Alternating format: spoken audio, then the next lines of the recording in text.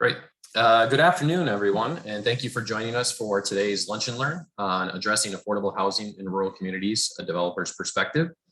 This webinar is part of an ongoing series we will be hosting related to housing challenges in the state of Wisconsin. Just as an FYI, our next session will be on Tuesday, October 22nd or 26th, I'm sorry, from 12 to 1 on integrating affordable housing and multifamily housing and clean energy. And I will drop it is live, so you can register if you're interested in joining that. And I'll put that in the chat. Briefly, special thanks are in order. This series was made possible in part by a grant from the U.S. Economic Development Administration in support of the EDA University Center at the University of Wisconsin-Madison. And I'm sure we're all very expert at this point, but with online etiquette, please make sure that your microphones are muted during our presentation. And Heidi, who is our presenter today, is also okay with being interrupted, either unmuting yourself and asking questions or dropping a question into the chat. And myself and Kelly, who will introduce Heidi in just a second, will be monitoring the chat. So with that, I'm actually going to turn it over to Kelly, a colleague from Bayfield County. So Kelly, the floor is yours. Great.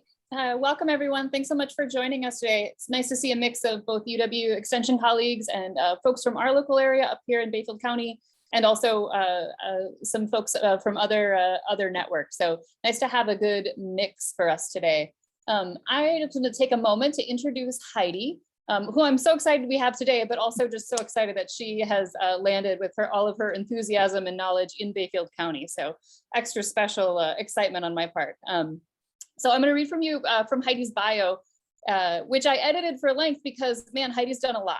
So Heidi Zimmer is the founder of Wild Rice Retreat in Bayfield, Wisconsin, and president of Zimmer Development, LLC. Heidi began her career in local government and community development and planning for Hennepin County, Minnesota, and the city of Minnetonka, Minnesota. She has a BA in political economy from Michigan State University and a master's degree in urban planning from the Humphrey Institute at the U of M. She's also a member of the board of directors of the National Housing and Rehab Association. For 14 years, Heidi served as senior VP of real estate for Artspace Projects, Inc., a development firm in Minneapolis, and she was responsible for running the division and creating 1,000 affordable live-work housing units for artists throughout the United States. Currently, as founder and owner of Wild Rice Retreat in Bayfield, Wisconsin, Heidi is using sustainable practices and innovative design to develop a first-of-its-kind arts and wellness retreat center in the Midwest. Heidi also provides consulting services to local municipalities and developers on matters of affordable housing, strategies for effective community engagement, and development site selection. Altogether, Heidi has over 25 years of experience as a leader in the field of creative placemaking and developing sustainable living and working environments, and leading thoughtful development in the areas of affordable housing, community development, economic development, and urban and rural planning. In addition to being happy to have her located here in Bayfield, we're grateful to have her with us today. And with that, I will pass it over to you, Heidi. You have the floor. Great. Well, thank you so much, Kelly. And thank you, Brandon. And I was reading that bio going, oh my gosh, that is really long, but I left off one important thing I noticed, Kelly, and that last year I was included as a pilot committee member with the developer's perspective for the WIDA Rural Affordable Housing Workforce Housing Initiative. And we finished that study and we're anxious to get going on that in 2022 for Chequamegon Bay. And so I'm really thrilled to be part of that conversation as well. And I think it was joining that committee that made me realize, well, there's just, even though I'm doing something slightly different than affordable housing now, it is in my blood. I've really been working on these issues since I was about 19 years old. So there's no way I'm going to shake having affordable housing really kind of anchor and lead a lot of my decision making. Unfortunately, though, I'm finding out that I really should have taken my own advice. I've done tons of consulting around the United States, both in urban and rural communities, for both Urban Land Institute and through Art Space and a bit on my own. And I always tell a community, there's that conversation about, well, what do we do first, the economic development or the affordable housing? And it's that kind of constant chicken and the egg conversation. And here I went right ahead and I built our first phase of our $10 million wild rice retreat project. And guess what I'm struggling with the most? Workers in need of affordable housing. And so, I didn't take my own advice. I probably should have built the worker housing on the property first and then built the rest of the project. And now, then I wouldn't be in the issue of we can't serve enough dinners 7 nights a week for everybody because we can't staff our kitchens up, which is a huge problem, in the whole United States right now, not just one we're dealing with, but it certainly is a present issue for me on a daily basis as we're trying to recruit and retain employees for Wild Rice. And I hear the community conversation over and over and over again here in the Chequamegon Bay region. So I know I'm preaching to the choir on this call with that. And so I think that it's going to be a lively discussion today. I do have a presentation. Yeah, someone wrote include childcare and affordable health care and all of that with it as well. Absolutely. So I think what I'll do, the format of this is, Kelly, and Brandon, if you see questions pop up during the presentation, I'm not a super amazing multitasker, but if you can just interrupt me and we'll be sure to get those questions or comments answered as we go. It's not a super long presentation. I do want to be sure that we've got plenty of time for roundtable discussion and Q&A about it all. But I thought I would start by just giving you kind of it's kind of the bookend lens at a macro and micro level. Can everyone see that all right? Is my screen share working? Yeah, we can see it. Okay. Great. So as Kelly so generously talked about my background, I did work for Art Space projects in Minneapolis, based in Minneapolis, but built affordable housing projects all over the country, including several in what we consider rural markets. I think where I am now is about the most rural of rural markets I've ever been in. But just to give a few examples here, that photo on the left is in Hastings, Minnesota. It's 36 units. It's right in their downtown. It is new construction.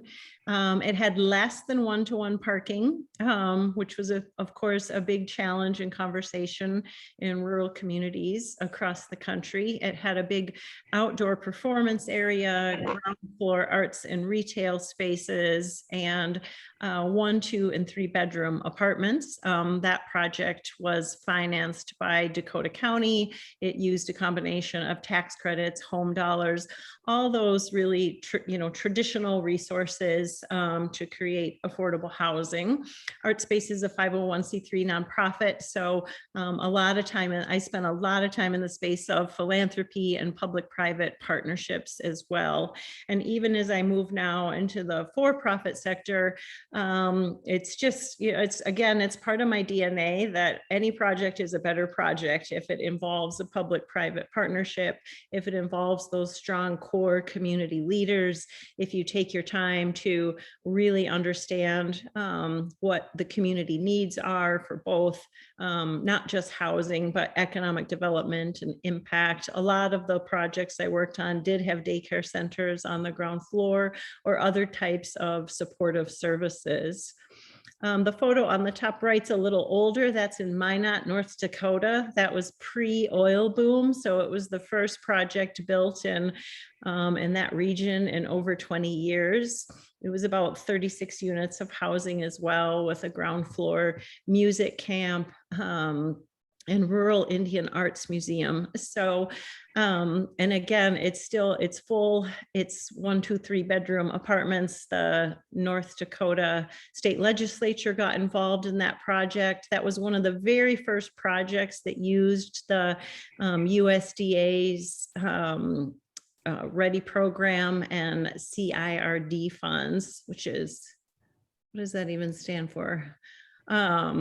Hopefully some of you on the call know it, but it's the innovative rural development is part of the USDA that's committed to affordable housing. It kind of acts like a nice layer with home funds and other resources. But both of those projects are things that you're probably all familiar with. And I just wanted to point out kind of the bookends examples of when we think about affordable housing, we think about using tax credits, bonds, home funds, all those traditional resources, but that definitely is not a one-size-fits-all approach for solving all of the challenges and all of the full spectrum of affordable housing needs. So I wanted to talk about the opposite end of that, which is the small individual single family homes, the scattered site development. A lot of people talk about modular as a potential solution. And so these are photos of my recent project. The photo on the left we'll have a few more of.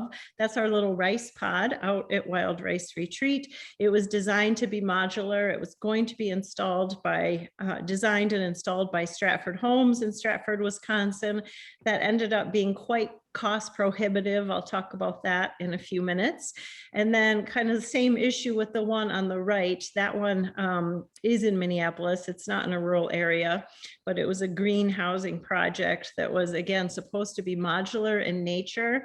The land underneath it is part of the Minneapolis Land Trust, and we made them permanently affordable to buyers with a recapture of a portion of the equity and a long-term land underwriting. So those homes were both planned to be built as super affordable construction, and then when push came to shove with the modular plans, it ended up not being that way, and they were both stick built on site for far less than the modular would have cost. And I'm going to skip ahead here and then skip back to this, but just in a lot of the conversations in Bayfield, and I'm sure that's true in other regions of Wisconsin, it's, well, we don't want that big multifamily apartment building. And maybe we need to look at alternative approaches. So I'm just going to be talking about this today for coming up with some really innovative ways. These units can be ADUs, they can be that kind of mother-in-law apartment on the property in rural areas, and they can be for workforce housing and first-time home buyers. Kelly and Brandon wanted me to talk a bit about what brought me to Wisconsin in the first place, what brought me to Bayfield in the first place, and it was actually ArtSpace. I came here with ArtSpace in 2015 originally. The city and the county were funded by a grant through the Duluth Superior Community Foundation. And I came here with my ArtSpace feasibility study hat on with some of my colleagues, and the community really wanted to see up to 15 units of affordable live workspace for residential apartments, up to 10 units of creative space and private studio space, and then some shared space. So we did several days of feasibility work on it.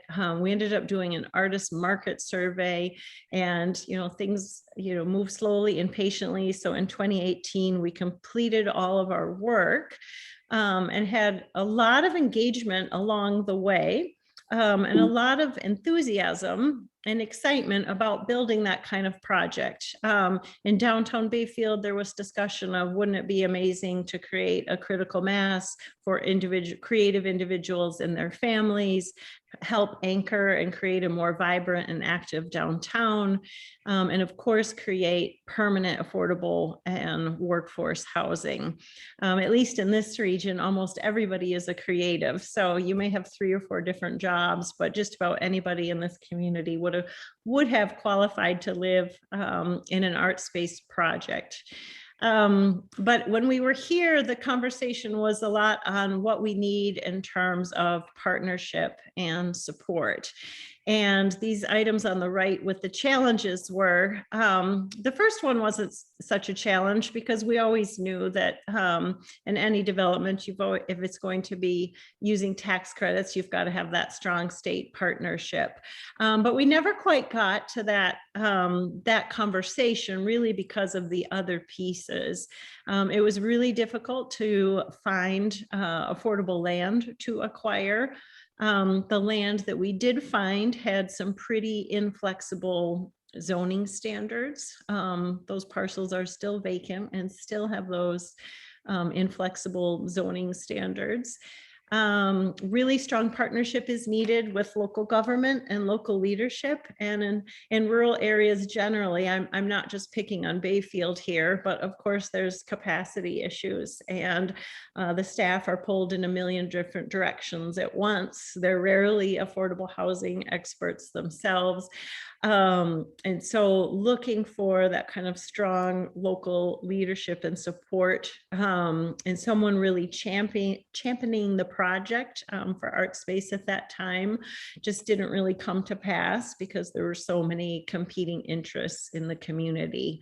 And then of course, a project like that requires multiple financing partners and usually a really strong lead local funding partner. In art spaces successes around the United States, there was almost always a lead philanthropic partner that helped bring art space to a community, and really took the lead, often helping with getting land donated, and really working with local leadership. And those pieces were really what kind of stalled out this project. Now that I've left my colleagues, but I still stay in good touch with them, I'm sure they would love to come back. I still have dreams of being able to build an art space project, even though I technically don't work there anymore. But those were just some of the challenges that we ran into. This is an example we shared with the community of one that worked and one that I worked on in Loveland, Colorado. They wanted to really restore a whole historic feed and grain building and turn it into a thriving art center, and then incorporate affordable housing. So this project was built in 2015. It had 30 live work units, super energy efficient, and not in this photo at the time, but that feed and grain has now been renovated and is being used as an arts campus, and it made a huge economic impact difference in that community. Again, it's that example, as you all know, of affordable housing really leads economic development and not the other way around. So I wanted to throw this slide in there just to give you a bit of perspective from me on kind of where my mindset and a lot of developers who work in this space mindset is. You know, we're out there. So it's just trying to figure out, how do we connect the dots? How do we make the connections? How do we build the relationships? I wasn't sure if anyone on this call was from the Milwaukee area. So this project in this photo is actually not in a rural area. It's in Waukegan, Illinois, just south of Milwaukee. And it was an old 8-story hotel. It burned down on Christmas Day when I took the project on, it is what it looks like on the left there. That was my photo. Right after that photo was taken, I fell through the floor and thankfully wasn't hurt, but turned it into 36 units of affordable housing with 2-story gallery space. And so I often look to that photo when I am in times of challenge to remind myself that really anything is possible with enough leadership, community support, and perseverance. The city of Waukegan, the local volunteers, the community stewards, the local philanthropic partners, everyone just wanted to see that building come to life. And in rural markets, there's a lot of old buildings, maybe that aren't as in bad a shape as this one, but it's just another option that I wanted to put out there. For Art Space, we spent a lot of time renovating schools, department stores, libraries, all kinds of adaptive reuse spaces that creatively can be turned into affordable housing. And with all the sustainability issues upon us and climate change, I think to be able to do really a deep dive inventory across the state in rural markets for what's available out there. I know there's some talk about even the city hall here in Bayfield and what's possible. And it's great to kind of look across and see what our resources are so that we're not always, as a person who built tons of new construction and tons of tax credit housing, I hope it's not like contradictory to say this, but I do recognize that there's all kinds of other options for creating affordable housing that don't necessarily involve ground up new construction. I can pause here before we go on. Yep. Yeah, so there's just a couple of comments, and there's, and again, I'm assuming this will be incorporated later, but Anne was interested in small scale housing projects, specifically those that were scattered to 3 to 5 houses together, so less than. So again, more of those rural type scattered housing developments, and that was reinforced by, looks like Michael. And then, but a question that is specific to what you were talking about is from Wendy, and she had asked, can you share examples of the funding stack you typically use for projects? Yes, I can. I don't have it in this slide deck, but I will put that in. And so when we circulate this presentation around, I can include a few examples of this. I can tell you, I have a lot of these just ingrained in my head for life. But in the state of Illinois, and it's one of the examples I give at the end of the presentation on some pretty innovative state resources. I have examples from Tennessee, Illinois, and what's the other one? Colorado. But this project used 9% low-income housing tax credits. It used Illinois donation credits, which I'll talk about at the end. It also used federal historic state credits or federal historic credits. Illinois didn't have state historic credits when this one was created. It used home funds. It had a federal home loan bank award. And then it had a pilot on it, payment in lieu of taxes. So not traditional tax increment financing, but that helped offset the tax burden for the project. And then it had about $750,000 of private fundraising and philanthropic fundraising as part of the project. And that's pretty typical. And it also had a first mortgage debt service on it. So, and everything ArtSpace ever has done is affordable to persons at 60% of area median income or below. So that debt level rises and falls depending on the affordability level. And Heidi, one more question related to the living and workspace. Bill is asking, do units contain both living and workspace within one unit?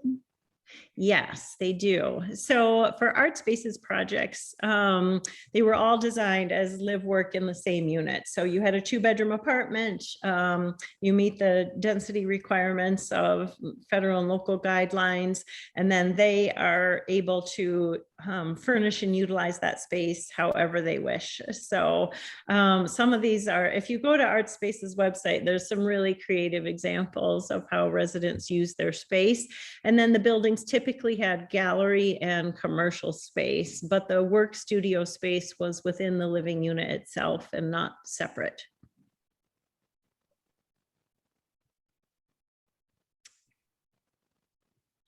And I'm going to get to that scattered site smaller home question now. I'm going to pivot the conversation a little bit more to that conversation, and then we can loop back on both topics at the end.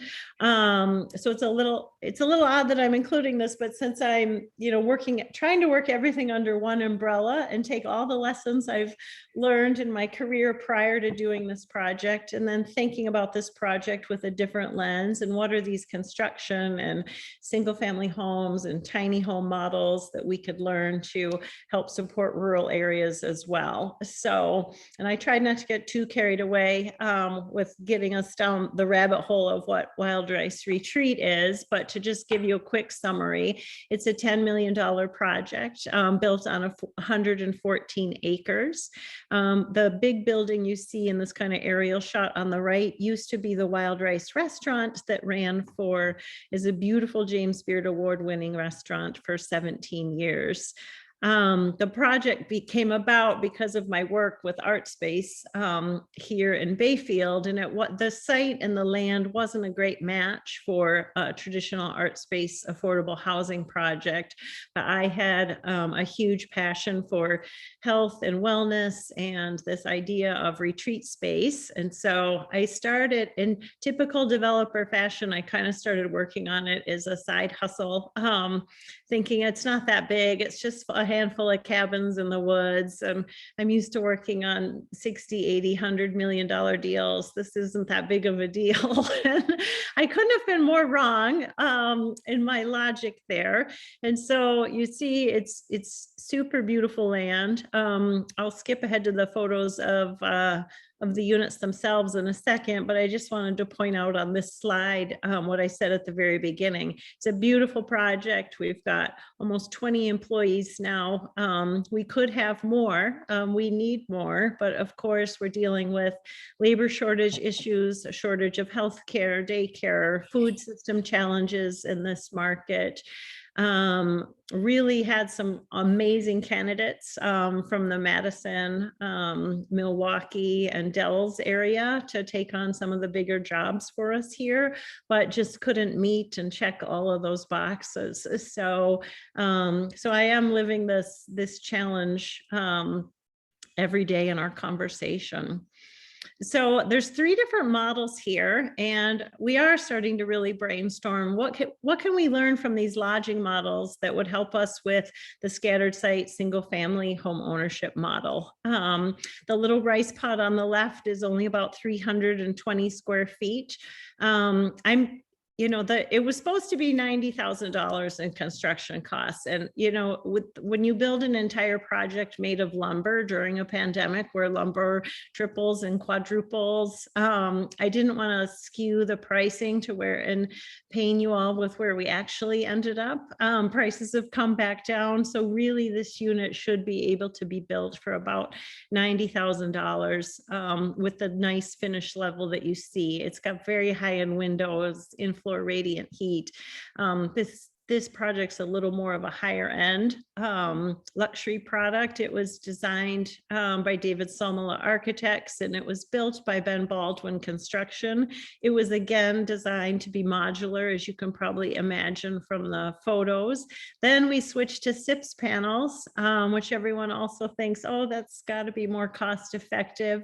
And it turned out it really wasn't. Our local trades up here were amazing to work with. So that's that's one exception where people often say, well, you can't build new construction affordable housing because there isn't any labor. I did not find that in this market. There's amazing labor and really well qualified contractors in northern Wisconsin. We employed over 75 people during the pandemic, but it was Ben Baldwin Construction on this, and they could literally frame these in 2 days. And so hardly any waste with materials. And so we've started talking with both the architect and the contractor about really looking at this to reduce costs. As beautiful as those windows are, you don't have to put in that exact type of window. You don't have to put in the slate. You don't necessarily have to use the highest grade reclaimed basswood to come up with a really adorable and efficient space. So you can see on this slide, we're sliding that number down from a pretty high per square foot number to a much lower per square foot number. And as the units get larger, like this is our nest unit, which is 550 square feet. It's a 1-bedroom den with full kitchen and full bathroom. And that one, you can see on the design here, is a little more cost effective on a square foot basis. And so this is really the model. It's a little more breathing room. We're looking at designing and developing both a 1-bedroom and a 2-bedroom version of this.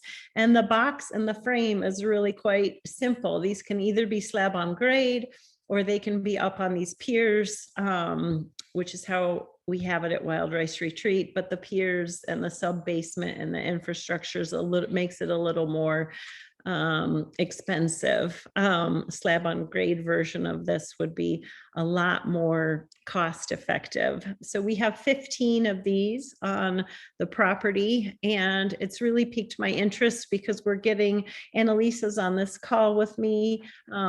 She was my partner for this entire development, and she and I are both getting a lot of requests for, hey, could we have one of these on our land? My mother-in-law or my mother is, or my father, or who, fill in the blank, is aging in place. I want to have a place for them to live, but I don't necessarily want them inside my home, or I have son and daughter moving home, and again, need somewhere to put them, want them to stay here in this community. There's nowhere affordable for them to live. So could I build one of these on my property for them? And then maybe if they move on to a bigger home, I then could rent this out longer term. So there's just a lot of interest in this model up here in Bayfield and in the region generally. I've even been asked about building them on some bigger lots, even back in Minneapolis. So there's definitely something to this model. And then the last one I'll show you is our tree house. It's a 4-bedroom, 4-bath. It's 1,370 square feet.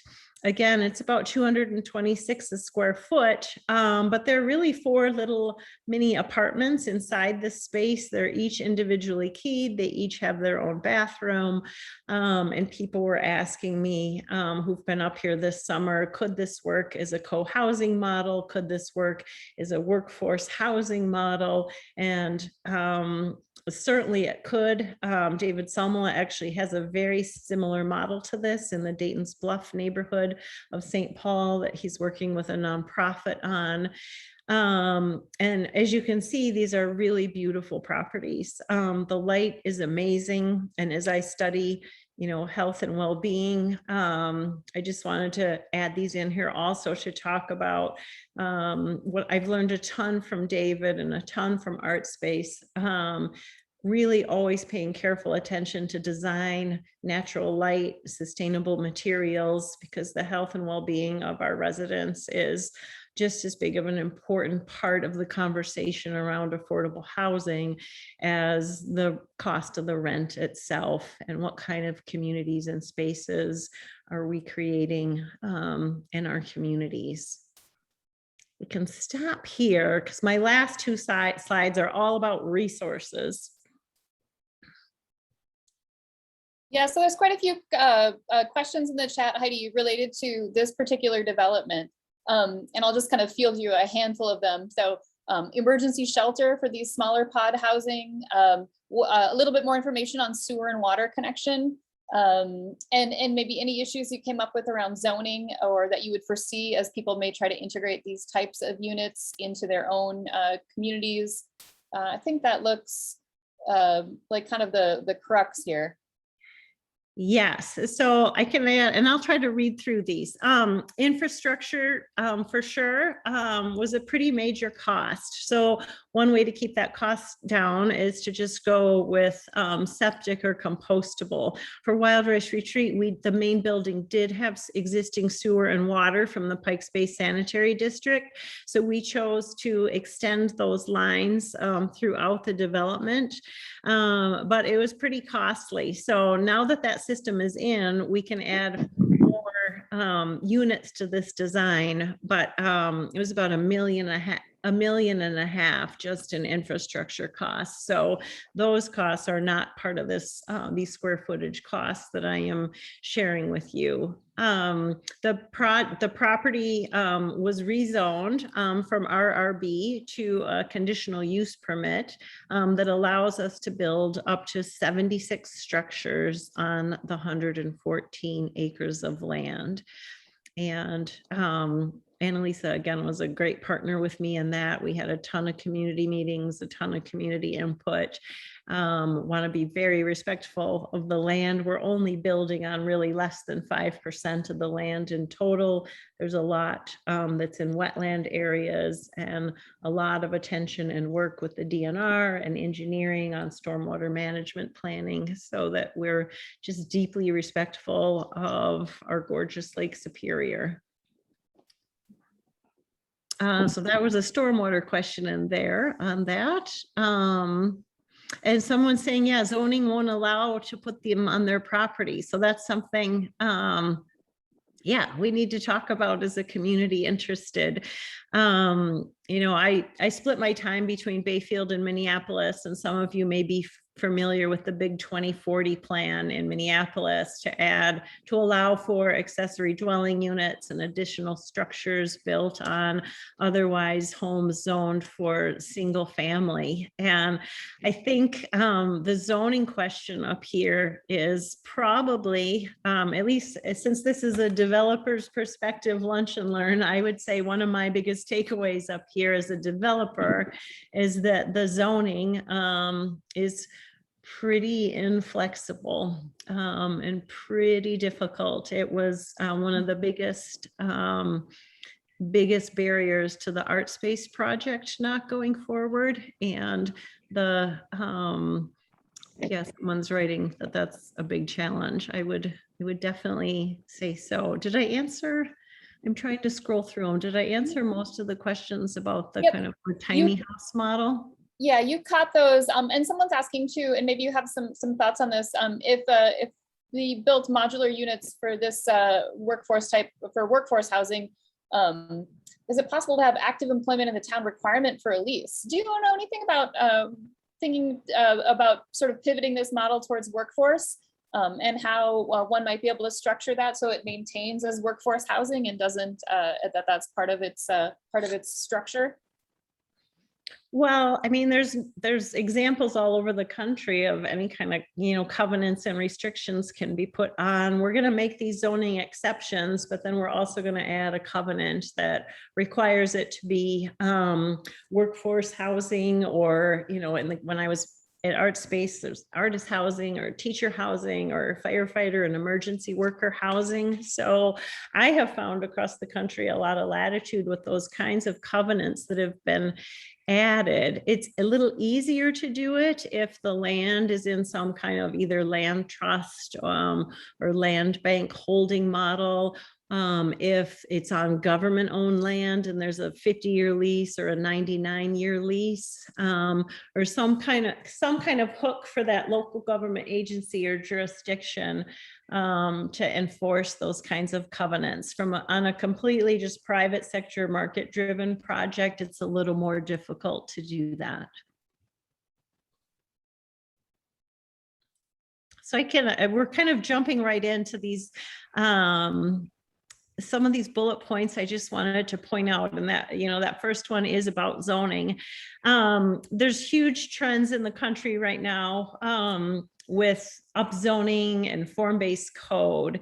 And it's been interesting here in Bayfield to talk about that through my work with Urban Land Institute and the NHNRA platform. It's, that's difficult to do in rural areas. There's so much, well, this is a unique entity and this is a unique situation and everything is a unique situation in a rural community, that having those blanket form-based codes or upzoning or something like they're doing in Minneapolis, I think is really difficult.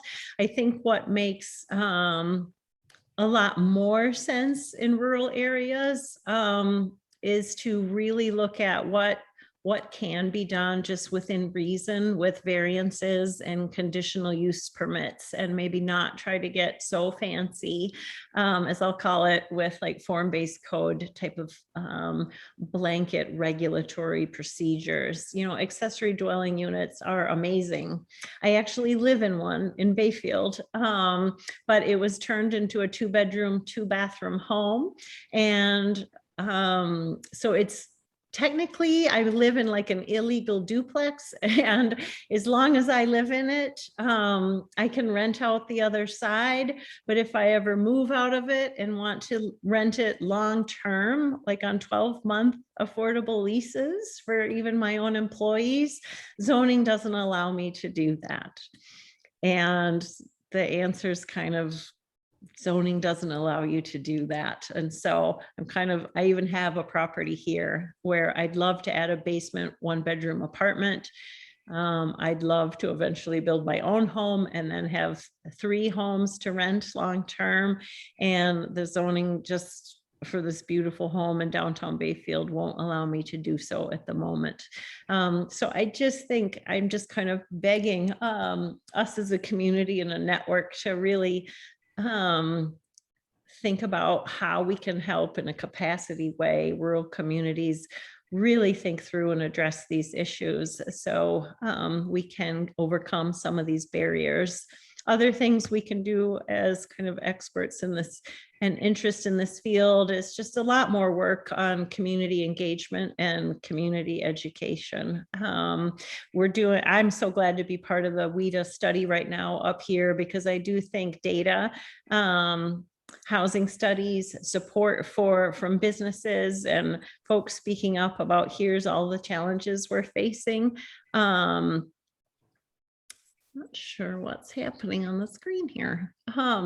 It looks like Mia has found the annotate button. Yeah, we have a ghost. It's awesome. And Heidi, I think Brandon might be having some. I am so sorry. I did not notice this. Well, I guess I made this more interesting, huh?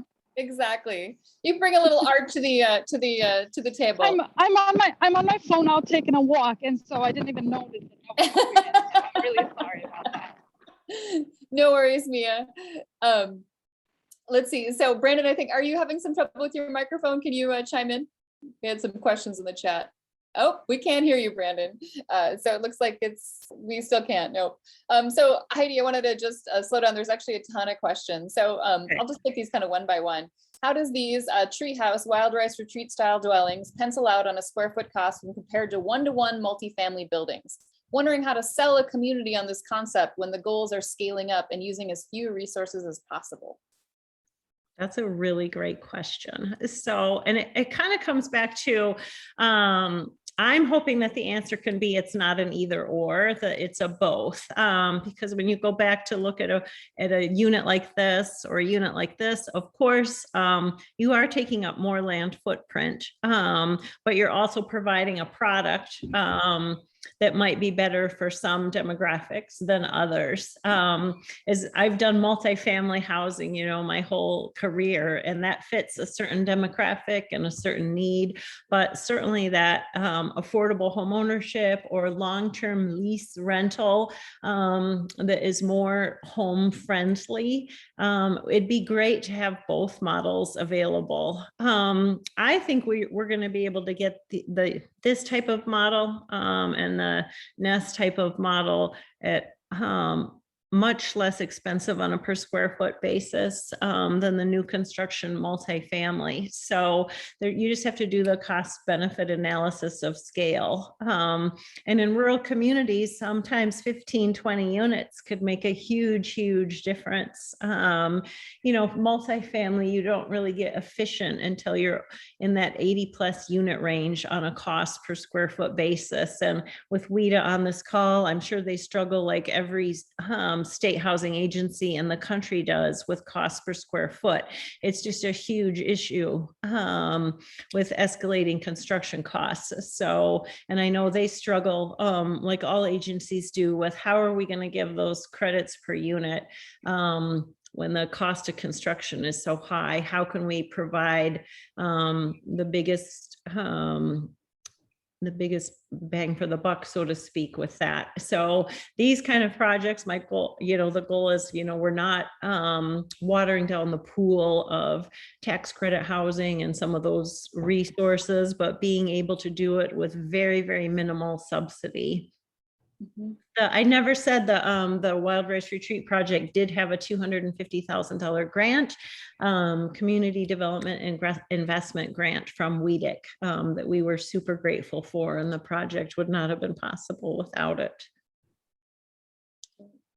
Another question that's a little bit related to the actual structure that you're providing, and Ken has asked a couple times around climate change. So climate change is showing more intense storms. Are emergency provisions being provided for these types of developments and structures? They seem vulnerable. Well, I know they look vulnerable, but you can trust me that they're not. These things are structurally engineered for like a skyscraper to be put on them. It is a little bit more expensive on a per square foot basis because of that. We're literally right on Lake Superior. So we had to have some pretty intense structural engineering piers and supports put in. These are not going to blow away anytime soon. They're probably more stable than my home in town is, frankly. Hopefully that's a statement on the stability of these as opposed to the instability of that. Yeah, I know. So, but it is a real issue. I mean, climate change generally and how we're building generally is a huge issue. Great. And then related to the structure, are these rice pods strong enough to be, this is from Lissa, are these rice pods strong enough to be creatively stacked if you need to save space for a multi-unit development? They're thinking about a similar stackable development using reused shipping containers. Sure. Yeah. Oh, absolutely. It'd be a very similar model to that shipping container type of design. And that's when you get into modular making more sense. When you're trying to do these one-off single family homes, like my very first slide was about with the Green Homes North project, or even our project with only 15 of them and 2 different types, you can't get efficient enough with the modular factory production to make the cost per unit worth it. But if you're stacking them and you're basically almost building an apartment unit with these shipping containers or something like shipping containers, then you're getting really kind of back into that multifamily construction type. And they are having some success with that around the country and probably even here in Wisconsin. If you all know about that, I'd love to learn more about it. The next one sort of pivots us a little bit, but it looks like it's one of the pieces on this slide. Jeff is asking, can you address community resistance to affordable housing? Well, how long do you got? About 13 minutes. So, you know. I know.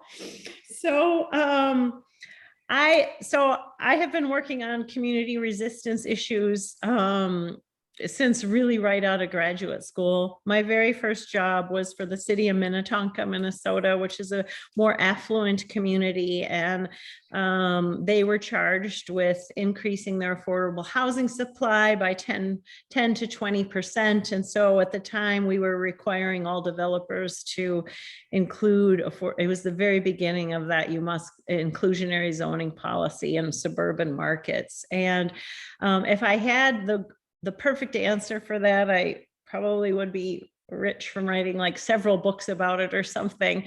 But it really does all come down to education and communication, and the more you can do, the better. Most of the projects I worked on ended up having that were 60%, 50%, 30% AMI. We would get unanimous support at city council meetings and planning and zoning commission meetings, and that is because we put in the time ahead of time to answer the tough questions, to have tons of focus group meetings, tons of intention behind where the project's going to be sited, who's it for, and really bring the community into the conversation and understand how important it is to have housing for workers, housing for aging in place, housing for disabled, housing for seniors. The umbrella is so broad, and the word affordable is such a triggering word that it really just comes down to really intentional engagement and having those community partners sitting right alongside of you. Most of my career, when I was going for approvals, I had people that, sitting, it wasn't just me, the developer representing ArtSpace or other companies. It was those community partners sitting right next to me saying, we need this, we're advocating for it. This, if you just kind of storm into town as a developer and want to create it and don't put in the time or the work to build trust, you're going to fail. I want to just give folks an opportunity that might be more comfortable to chime in and ask questions rather than in the chat box. So just because we're at just a slight pause here, if you want to unmute and ask a question, that's fine too. Or if we missed your question while Brandon and I were working out microphone issues, feel free to chime in and re-ask. This is Brian. I just had a quick question. How much were those units per month? Which ones? The wild rice or the Oh, those are currently lodging. They're not affordable housing yet. So those are part of our retreat center. So we rent those out on a daily basis. So we haven't run the numbers yet on what they would be on a monthly rental basis, but with the footprint being and the design being as efficient as possible, we know they would be in that 60% AMI and below range. Bill Ryan's asking, Heidi, do total costs in a rural area exceed affordability when you factor in lack of municipal infrastructure, construction costs, and car dependency of residents? Absolutely. And that's what some of these bullet points are about, on coming up with some creative solutions. Material costs, transportation costs, that we were lucky on this project, but often there's labor shortages and you're importing labor from bigger markets. And the projects I worked on for ArtSpace in Colorado, I mean, we had to hire a general contractor from Texas because we couldn't get, Denver's such a hot market, and that metro area, that down in Trinidad, Colorado, or Ridgeway, Colorado, we couldn't find anybody to general contract, much less subcontract. So it's a huge issue, and there's been a lot of talk about what can we do with the trades themselves to incentivize trades to work in more rural markets. And so some of these bullet points come out of those conversations about, can we start looking at tax credits for rural suppliers, rural builders, and rural contractors to give some kind of incentive for them to work in these markets rather than the bigger markets.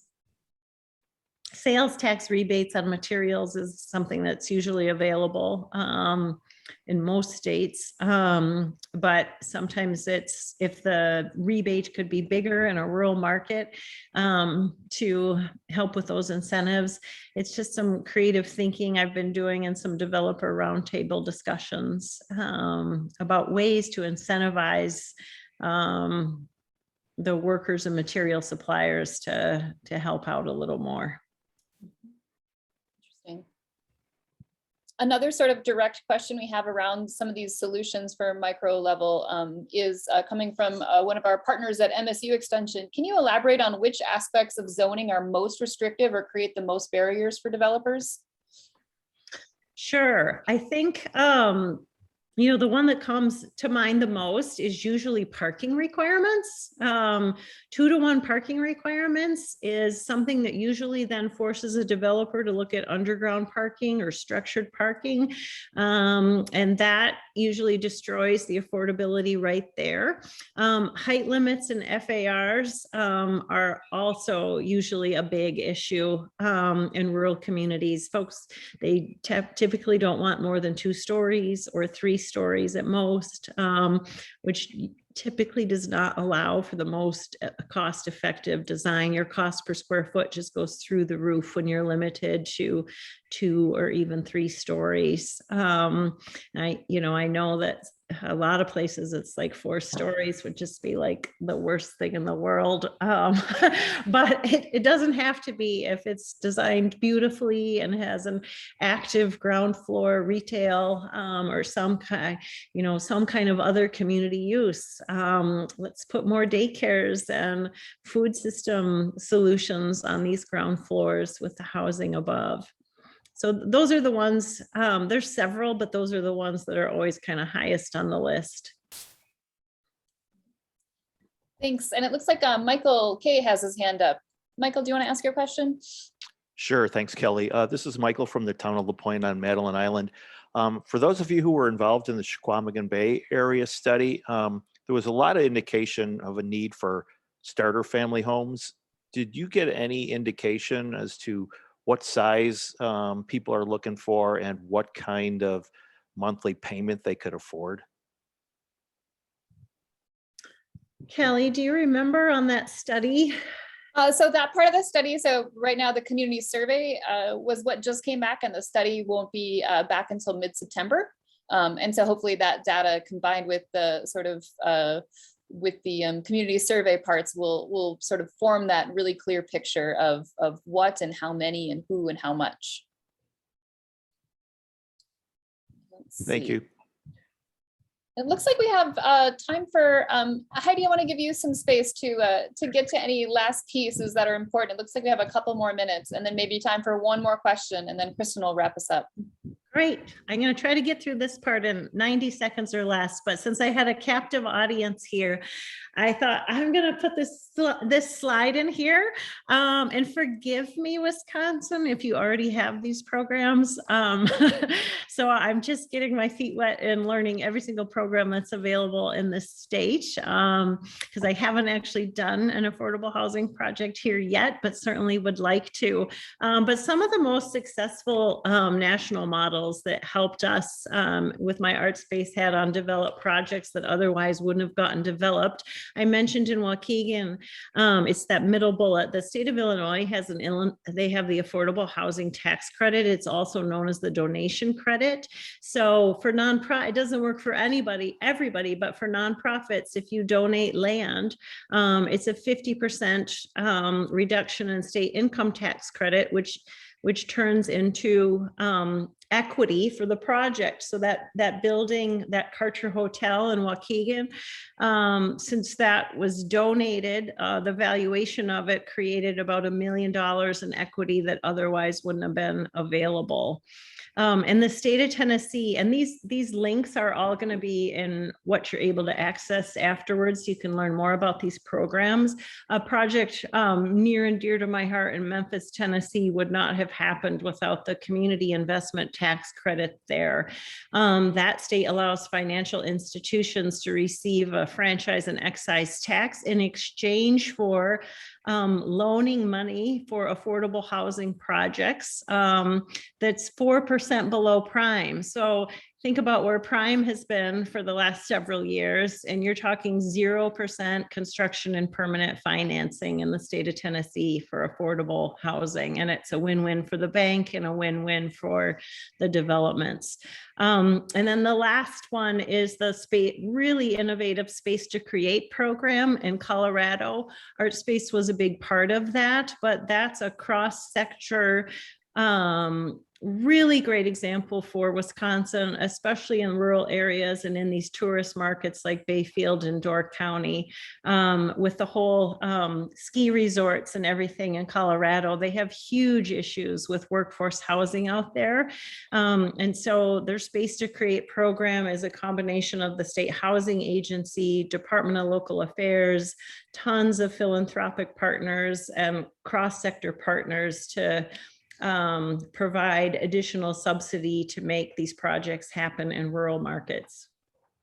So those are some really great national model resources that help with this whole big umbrella of affordable housing that I wanted to be sure to bring up today. Excellent, thank you.